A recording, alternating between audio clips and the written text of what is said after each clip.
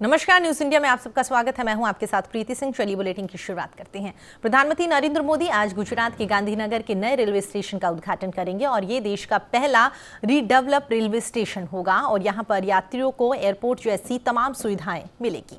PM Modi Gandhinagar के नए railway station का उद्घाटन शाम को 4 बजे वीडियो कॉन्फ्रेंसिंग के माध्यम से करेंगे। इसी के साथ में वो स्टेशन की बिल्डिंग के ऊपर बनाए गए एक लग्जरी 5 स्टार होटल का भी यहां पर शुभारंभ करेंगे। शुभारंभ सरकार के अधिकारियों ने यहां पर गुरुवार को प्रधानमंत्री नरेंद्र मोदी के कार्यक्रम की पूरी जानकारी यहां पर दी है और नए रेलवे स्टेशन की इमारत के ऊपर बनाया गया 5 स्टार होटल 250 फुट ऊंचा है। ये होटल 7,400 वर्ग मीटर में फैला है और इसमें 318 कमरे हैं। साथ ही इसे 790 करोड़ रुपए की लागत से बनाया गया है। ये लग्जरी होटल गांधीनगर के महात्मा मंदिर में होने वाले कार्यक्रम के राष्ट्रीय और अंतर्राष्ट्रीय अतिथियों को अपनी सेवाएं देगा। महात्मा मंदिर एक कन्वेंशन सेंटर है जो कि ठीक इस रेलवे स्टेशन के सामने है।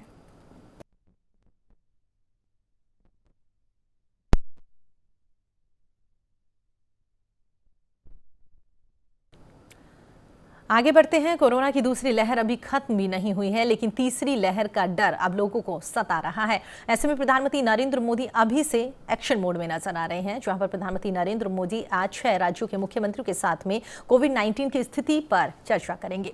वहां के मुख्यमंत्रियों से बातचीत करेंगे और साथ ही इन राज्यों में तमिलनाडु, आंध्र प्रदेश, कर्नाटक, ओडिशा, महाराष्ट्र और केरल शामिल हैं। आपको यहां पर यह भी बता दें कि ये वो राज्य हैं जहां पर कोरोना के मामलों की रफ्तार में बाकी राज्यों जैसी कमी देखने को नहीं मिली है। तो वहीं पर इससे पहले प्रधानमंत्री नरेंद्र मोदी ने पूर्वोत्तर राज्यों के मुख्यमंत्रियों के साथ में महत्वपूर्ण बैठक करी थी।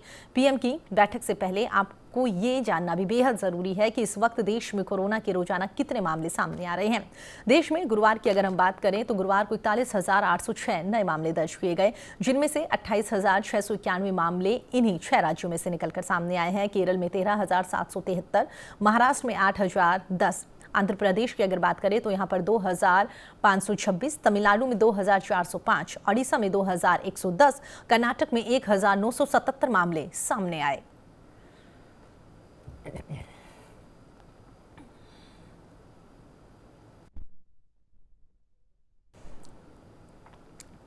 तो आपको बता दें, कोरोना के मामले कई राज्यों में अभी भी लगातार बढ़ते हुए नजर आ रहे हैं। तो बहुत सारे राज्य ऐसे भी हैं जहां पर कोरोना के मामले काफी कम हो गए हैं और धीरे धीरे आने वाले दिनों में और भी कम होते हुए दिखाई दे रहे हैं। लेकिन जिस तरीके से WHO की ओर से इस बात का जिक्र किया गया है, इस बात का ऐलान कर दिया गया कि बहुत सारे ऐसे देश हैं जहां पर तीसरी लहर शुरू हो गई है, तो उसके बाद से भारत जो है वो भी काफी चिंतित होता हुआ नजर आ रहा है। और इसी के मद्देनजर खुद प्रधानमंत्री नरेंद्र मोदी अब तीसरी लहर आने से पहले ही एक्शन मोड में नजर आ रहे हैं। इसी के मद्देनजर प्रधानमंत्री नरेंद्र मोदी 6 राज्यों के मुख्यमंत्रियों के साथ में बातचीत करेंगे। आपको बता दें, ये 6 राज्य वही हैं जहां पर लगातार कोरोना के मामले दूसरे राज्यों के कंपैरिजन में कम होते हुए नजर नहीं आ रहे। वहां पर अभी भी लगातार मामले बढ़ते हुए नजर आ रहे हैं और इस तरीके से मामले बढ़ रहे हैं जिसकी वजह से वहां पर प्रशासन और सरकार बेहद चिंतित है। आमजन जो है वो भी इस बात को लेकर काफी परेशान है कि दूसरे राज्यों में मामले कम हो रहे हैं तो हमारे राज्य में कोरोना के मामले कम होते हुए नजर क्यों नहीं आ रहे। इसी को लेकर प्रधानमंत्री नरेंद्र मोदी आज मुख्यमंत्रियों के साथ बातचीत करेंगे।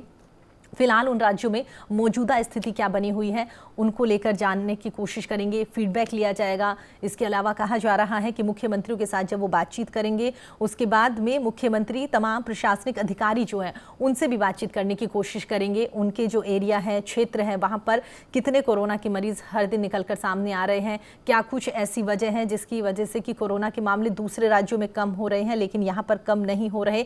तमाम आंकड़े यहाँ पर जुटाए जाएंगे। बहुत सारे ऐसे जगह हैं वो भी चिन्हित की जाएगी जहां पर वैक्सीनेशन जो है वो बहुत कम हो रहा है। क्या ये भी एक वजह मान सकते हैं कि वहां पर कोरोना के मामले काफ़ी ज़्यादा निकलकर सामने आ रहे हैं। तो कुल मिलाकर कह सकते हैं कि तमाम ऐसे बिंदु हैं जिनका खाका वहां पर तैयार किया जाएगा। प्रधानमंत्री नरेंद्र मोदी खुद एक लिस्ट लेकर वहां पर बैठेंगे और जिस भी राज्य का मुख्यमंत्री उनके साथ जुड़ेगा उससे उस राज्य की जो भी स्थिति है या जो भी मौजूदा जानकारी प्रधानमंत्री नरेंद्र मोदी के सामने है उसको लेकर वो उस मुख्यमंत्री से डिस्कस करेंगे और जानने की कोशिश करेंगे कि क्या कुछ आने वाले दिनों में ऐसे हथकंडे यहाँ पर अपनाए जा सकते हैं, ऐसे तरीके यहाँ पर अपनाए जा सकते हैं कि और राज्यों के साथ साथ उस राज्य में भी कोरोना के मामले धीरे धीरे कम होते हुए नजर आए। आपको ये भी बता दें, प्रधानमंत्री नरेंद्र मोदी ने मुख्यमंत्रियों के साथ तो वो बातचीत करेंगे ही और तमाम कह सकते हैं इन 2 सालों में उन्होंने मुख्यमंत्रियों के साथ कई बार कोरोना को लेकर बातचीत करी है। लेकिन हाल फिलहाल में प्रधानमंत्री नरेंद्र मोदी ने प्रधानमंत्री मोदी ने यहाँ पर मुख्यमंत्रियों के साथ साथ अगर हम बात करें तो प्रशासनिक अधिकारी जो है उनसे भी यहाँ पर उन्होंने बातचीत करी थी, जिला अधिकारियों से बातचीत करी थी, उनके क्षेत्र में क्या कुछ प्रॉब्लम उन्हें सामना करना पड़ रहा है ये जानने की कोशिश करी थी, क्योंकि बहुत सारे आदिवासी एरियाज ऐसे हैं जहाँ पर प्रशासनिक अधिकारियों की बात भी जो वहाँ के लोग हैं वो नहीं मानते हैं। तो इस दौरान प्रधानमंत्री ने जानने की कोशिश करी थी कि क्या कुछ प्रॉब्लम यहाँ पर प्रशासनिक अधिकारियों को हो रही है और क्या कुछ ऐसे यहाँ पर हथकंडे अपनाए जाए कि वो जो तमाम लोग हैं उन्हें समझाया जाए और वैक्सीनेशन के लिए उन्हें प्रेरित किया जा सके। चलिए आगे बढ़ते हैं। तो आपको बता दें, इसी खबर पर हमारे साथ बातचीत करने के लिए हमारे सहयोगी आशुतोष हमारे साथ जुड़ गए हैं। आशुतोष, प्रधानमंत्री नरेंद्र मोदी आज 6 राज्यों के मुख्यमंत्रियों के साथ बातचीत करेंगे, क्या कुछ खास? जी बिल्कुल, जिस तरीके से जो कोविड का तीसरा लहर है और उसके बारे में आशंका जाहिर की जा रही है, उसको लेकर जो तैयारियां हैं उसी पर चर्चा करने के लिए मीटिंग है। और इन राज्यों में उन राज्यों के लोग जो राज्य के मुख्यमंत्री शामिल होंगे जहां पे कोरोना का संकट ज्यादा है, उसको लेकर के चर्चा की जाएगी।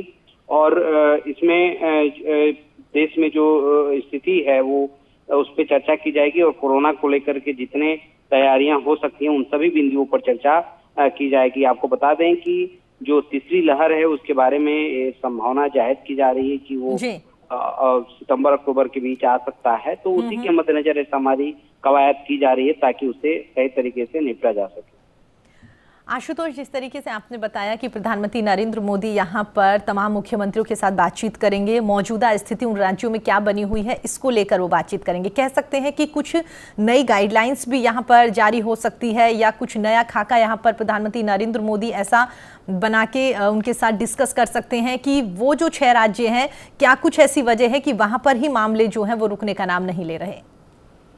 जी बिल्कुल, वो इन सभी कारणों पर भी विचार किया जाएगा कि आखिर क्या कारण है कि कई राज्यों में जो है कोरोना पर नियंत्रण पाया गया है, लेकिन इन 6 राज्यों में नहीं पाया जा रहा है। इसमें महाराष्ट्र है, आपका आंध्र प्रदेश है, तमिलनाडु है, उड़ीसा है, इन सब कर्नाटक भी है। तो इन सब राज्यों में अभी भी मामले रिपोर्ट हो रहे हैं और हजारों में रिपोर्ट हो रहे हैं। तो ये चिंता का विषय है और उसी के संदर्भ में चर्चा होगी और जो नई गाइडलाइन होगी या जो कोविड एप्रोप्रिएट बिहेवियर है, जो कई जगह जो अनलॉक के दौरान जो लॉकडाउन को खोला गया है उस दौरान कई जगह उल्लंघन और हम देख रहे हैं लगातार देश में। धार्मिक स्थलों भी हो गया, सभाएं हो गई, राजनीतिक जो प्रदर्शन वगैरह हो रहे हैं वहां भी इन सब चीजों का उल्लंघन हो रहा है। तो उस दिशा में सरकार और जो स्वास्थ्य मंत्रालय है उसने चेतावनी भी दी है और लोगों से कहा भी है कि उस चीज को फॉलो किया जाए। जैसे कि आप देखेंगे जो टूरिस्ट प्लेस है वहां पर भी लोगों की भीड़ दिखी जा रही है। तो कहीं ना कहीं लोगों को समझना होगा और जो कोविड एप्रोप्रिएट बिहेवियर है उसका पालन जरूरी है, क्योंकि बिल्कुल आशुतोष, तीसरी लहर के बारे में सीधा बताया जा रहा है कि वो आ नहीं रहा है। अगर हम चाहेंगे तो उसको वो आएगा, नहीं तो नहीं आएगा। अगर एप्रोप्रिएट बिहेवियर और वैक्सीनेशन दो चीजों पे ध्यान दिया गया तो रोका जा सकता है तीसरी लहर जिसके बारे में बताया जाए। आशुतोष, हमने देखा प्रधानमंत्री नरेंद्र मोदी जिस तरीके से कोरोना आया है लगभग 2 साल से लगातार तमाम मुख्यमंत्रियों के साथ यहाँ पर बातचीत करते हुए नजर आ रहे हैं, लेकिन एक वक्त ऐसा भी आया था कि मुख्यमंत्रियों के साथ साथ यहाँ पर जो प्रशासनिक अधिकारी थे उनसे भी प्रधानमंत्री नरेंद्र मोदी ने बातचीत करी थी कि क्या कुछ प्रॉब्लम उन्हें फेस करनी पड़ती है जब लोगों के पास वो जाते हैं, वैक्सीनेशन के लिए उन्हें प्रेरित करते हैं या कोरोना के लिए जब उन्हें कहा जाता है कि सरकार की ओर से जो गाइडलाइन जारी की गई है उसका पालन करें। तो कह सकते हैं कि पीएम जिस तरीके से पिछले 2 सालों में लगातार हर किसी से यहाँ पर संवाद करते हुए नजर आ रहे हैं, इसी को लेकर कि तीसरी लहर है, अब बिल्कुल ढिलाई बरतने की जरूरत नहीं है। लगातार जो मुख्यमंत्री, प्रशासनिक अधिकारी आमजन से वो बातचीत कर रहे हैं, कह सकते हैं कि वाकई ही अब वो बिल्कुल ढिलाई नहीं चाहते कि पिछली बार और उससे पहले बार जो ढिलाई देखने को मिली है वो दोबारा रिपीट ना हो। बिल्कुल, क्योंकि एक तीसरी लहर जो अगर आती है तो वो सिर्फ सरकारों के लिए नहीं, जो आर्थिक स्थिति है वो देश की काफी खराब हो सकती है, क्योंकि जो 2 लहर आए हैं कोरोना की वजह से वो खुद उन्हीं के दौरान काफी स्थिति खराब हुई है। जीडीपी में गिरावट हुई है, भारत की अर्थव्यवस्था में गिरावट आई है, लोगों की नौकरियां गई हैं, लोग परेशान हुए हैं।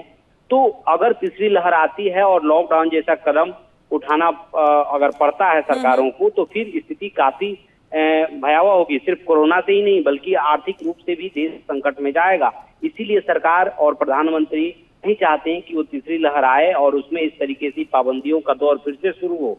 क्योंकि पाबंदियों से कहीं ना कहीं कोरोना से बचा तो जा सकता है, लेकिन जो उसके साथ जैसे कि अर्थव्यवस्था पे उसका असर जो देश के पड़ेगा, उसका दूरगामी प्रभाव पड़ेगा। लोगों की नौकरियां जाएंगी, लोग परेशान होंगे, गरीबी रेखा के नीचे में लोगों की संख्या बढ़ेगी।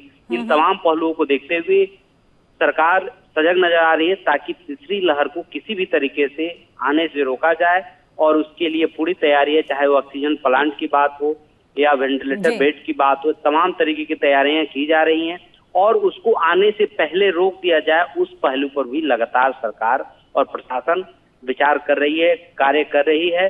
और लोगों से यही अपील की जा रही है कि लोग जो कोविड अप्रोप्रिएट बिहेवियर है उसका पालन करें। सबसे अहम चीज यही है, जब तक वैक्सीनेशन नहीं कंप्लीट हो जाता तब तक लोग इन नियमों का पालन सख्ती से करें। चलिए आशुतोष, हमारे साथ बातचीत करने के लिए और तमाम जानकारी साझा करने के लिए आपका बहुत बहुत धन्यवाद।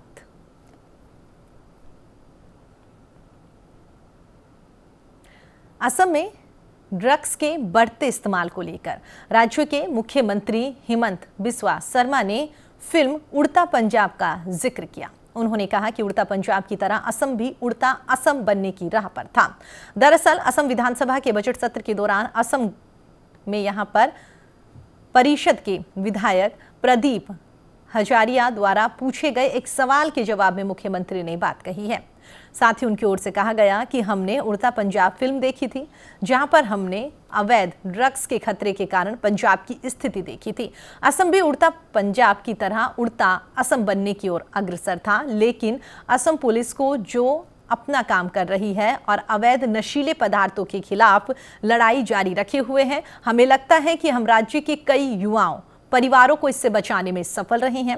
सीएम हिमंत बिस्वा शर्मा ने कहा है कि जब्त दवाओं को 17 जुलाई और 18 जुलाई को गोलाघाट, दीफू, नगांव और होजई के सार्वजनिक रूप से जलाया जाएगा, ताकि ड्रग्स के खिलाफ जीरो टॉलरेंस का संदेश यहां पर जा सके। Assam Police has really increased its focus manifold on this menace of drugs in Assam, especially the many kinds of opiate derivatives like heroin and brown sugar morphine and all that kind of stuff. In addition, of course, the chemical stuff like methamphetamine, etc., are making ways into Assam. Assam has been a transit route, all right, but then this has also now become a destination with consumption capability increasing perhaps of the society, and we have devised our strategy in two-front manner. First, we tried to understand the quantum of the problem in the first place in 2020, and we went for the highways, like where the drug route takes place, is operative, and we did seize a great amount of such drugs, psychotropic substances as well as opiate.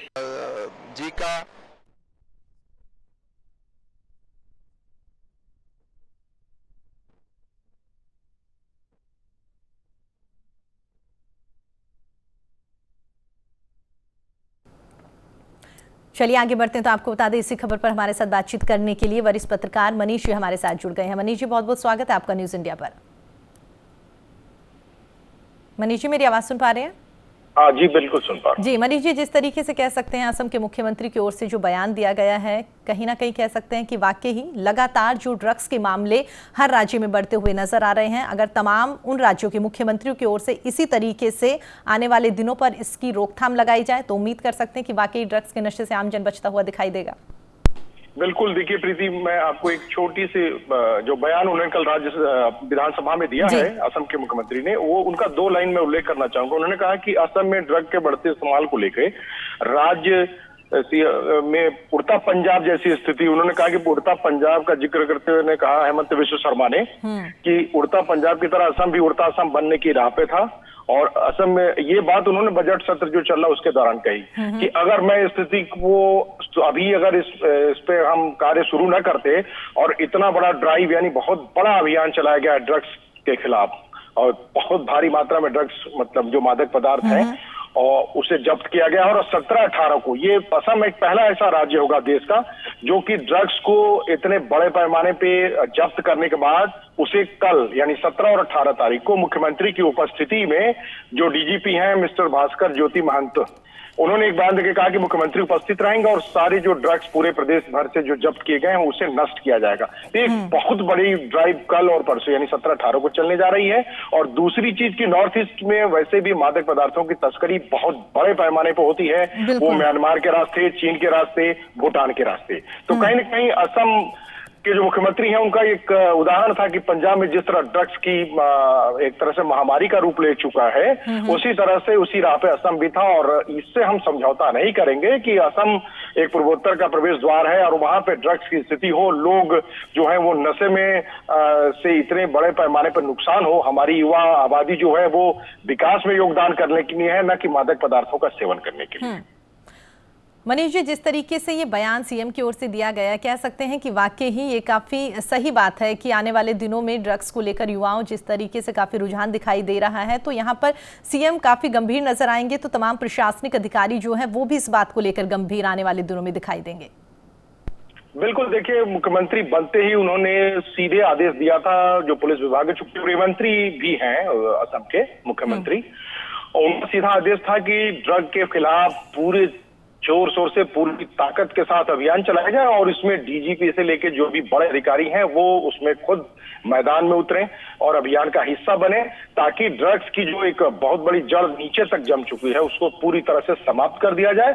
और कहा जा रहा है कि लाखों ton की मात्रा है जो ये मादक पदार्थ जब्त किए गए हैं, जिसमें हीरोइन, गांजा, अफीम और तमाम तरह के जो ड्रग्स अन्य मादक पदार्थ होते हैं उनको जब्त किया गया है। और ये सबसे बड़ी चीज है कि उसे जब्त करके रखा नहीं गया, उसे नष्ट किया जा रहा है कि आगे भविष्य में कहीं से इसको फिर से प्राप्त करने की या ये फिर कहीं लोगों के बीच न पहुंच जाए, इस संभावना को समाप्त करने के लिए कल 17 और 18 को डीजीपी ने कहा कि ड्राइव चलाएंगे और पूरी तरह से इस ड्रग्स को नष्ट कर देंगे।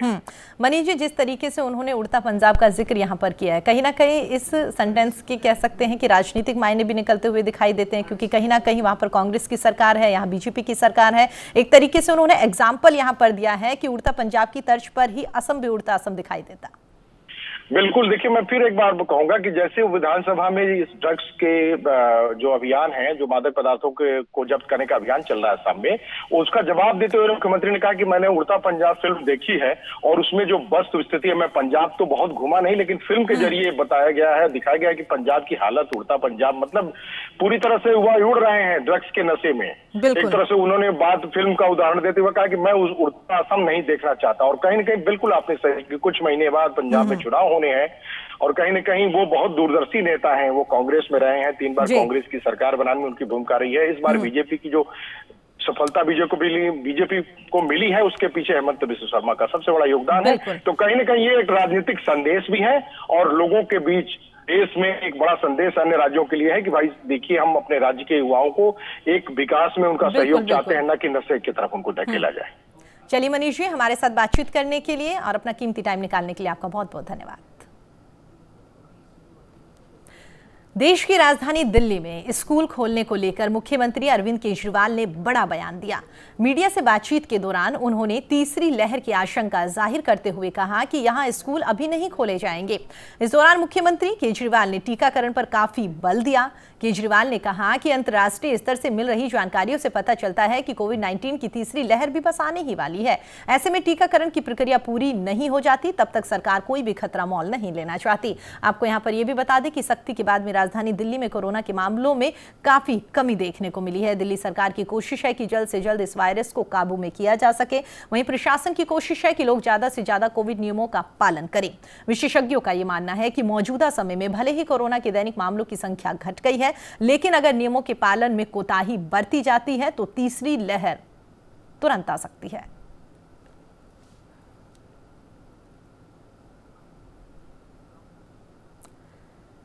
तेल कंपनियों ने शुक्रवार को पेट्रोल और डीजल की कीमतों में कोई बदलाव नहीं किया, जबकि अंतर्राष्ट्रीय स्तर पर कच्चे तेल की कीमतों में गिरावट आई है।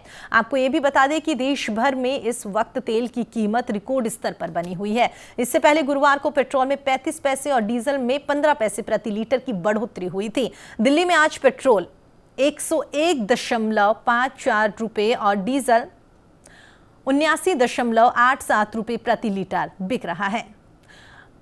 मुंबई शहर में जहां पर 29 मई को पेट्रोल के दाम पहली बार 100 रुपए के पार चले गए थे, वहीं पर गुरुवार को पेट्रोल के दाम 107.54 लीटर के पार पहुंच गए। वहीं पर शहर में डीजल की कीमत 97.45 रुपए है, जो कि महानगरों में सबसे ज्यादा है। आपको यहां पर यह भी बता दें कि पेट्रोल के दाम ने 4 मई के बाद से 40 बार बढ़ोतरी देखने को मिली है, जबकि डीजल के दाम की अगर हम यहां पर बात करें तो 37 बार डीजल के दाम यहां पर बढ़ते हुए दिखाई दिए।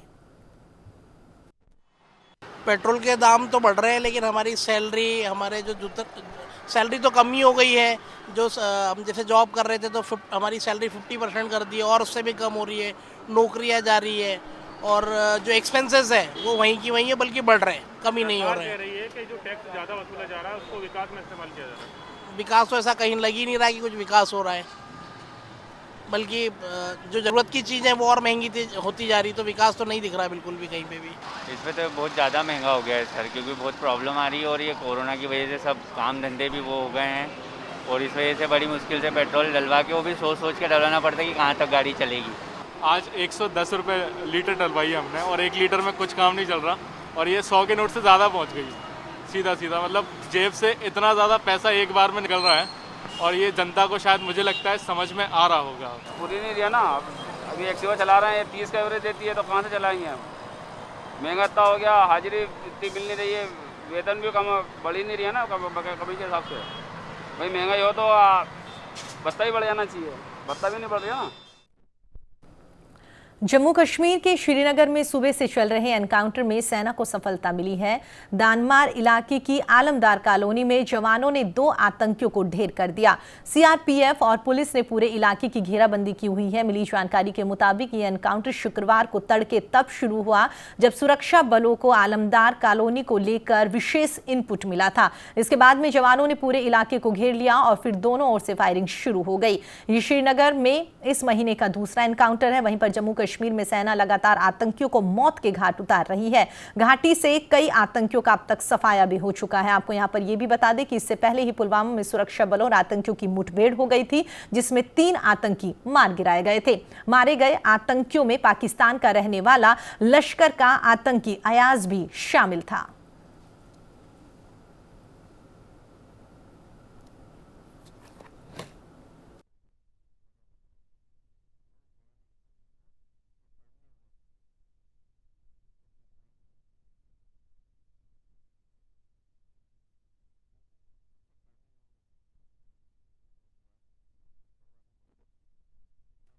ये आप सामने देख रहे हैं, इसकी प्रेजेंस में, इसकी उपस्थिति में हमने जो 1971 वॉर की लड़ाई के अंदर जो हमारे सिपाही सोल्जर्स हमारे भगोड़ा हीरा कारोबारी मेहुल चोकसी डोमिनिका में जमानत मिलने के बाद में एंटीगुआ के बारामुडा पहुंच गया है। डोमिनिका में गैर कानूनी तरीके से प्रवेश के आरोप में वो 51 दिन तक वहां पर हिरासत में रहा। तो वहीं भारत से फरार होने के बाद चोकसी 2018 से एंटीगुआ और बारमुडा में रह रहा है। उसने वहां की नागरिकता भी ले रखी है। एंटीगुआ पहुंचने पर मेहुल चोकसी ने कहा कि मैं घर वापस आ रहा हूं, लेकिन इस यातना ने मेरी आत्मा पर मनोवैज्ञानिक और शारीरिक रूप से स्थायी निशान छोड़े हैं। मैं सोच भी नहीं सकता था कि भारतीय एजेंसियों द्वारा मेरा सारा कारोबार बंद करने और मेरी सारी संपत्तियां जब्त कर लेने के बाद मेरे अपहरण की कोशिश की जाएगी। साथ ही चोकसी ने कहा कि कई बार मैंने एजेंसियों को मुझसे पूछताछ करने के लिए एंटीगुआ आने के लिए कहा, क्योंकि स्वास्थ्य समस्याओं के कारण मैं यात्रा नहीं कर पा रहा था। मैं जांच एजेंसियों के सहयोग के लिए हमेशा तैयार हूं, लेकिन इस अमानवीय अपहरण की मुझे कभी उम्मीद नहीं थी।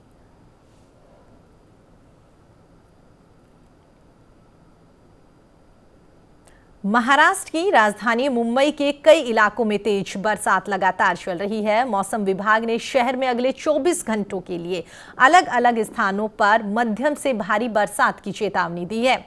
वहीं पर वडाला क्षेत्र में भारी बरसात से सड़क पर पानी जमा हो गया। मौसम विभाग के अनुसार अगले 18 घंटे के दौरान मुंबई शहर, ठाणे, रायगढ़ और साथ ही रत्नागिरी जिलों में भारी से बहुत भारी बरसात के साथ यहां पर मूसलाधार बरसात होने की संभावना है। इसके अलावा मुंबई में आज सुबह से तेज बरसात के कारण चूना भट्टी रेलवे स्टेशन के पास में ट्रैक पर भारी जल जमाव हो गया, जिससे लोगों को काफी परेशानी का सामना करना पड़ रहा है।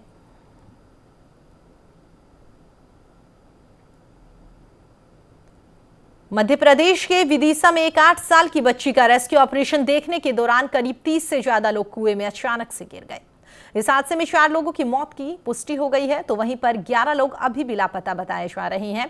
अब तक 16 लोगों को बाहर निकाला जा चुका है। पुलिस ने जानकारी देते हुए बताया कि बच्ची के रेस्क्यू ऑपरेशन के दौरान लोगों की भीड़ कुएं के आसपास जमा हो गई। लोगों की भीड़ की वजह से दबाव काफी बढ़ गया और कुएं की बाउंड्री अचानक से टूट गई, जिसके बाद में 30 से ज्यादा लोग करीब 40 फीट गहरे कुएं में जा गिरे। इस घटना के बाद इलाके में हड़कंप मचा हुआ है। तो वहीं पर इस हादसे पर मुख्यमंत्री शिवराज सिंह चौहान ने भी दुख जताया। उन्होंने कहा कि घटना में लोगों के निधन की खबर बेहद दुखद है। साथ ही मुख्यमंत्री ने सभी मृतकों को श्रद्धांजलि देते हुए कहा कि राहत और बचाव कार्य लगातार चल रहा है और लगातार इसकी मॉनिटरिंग की जा रही है।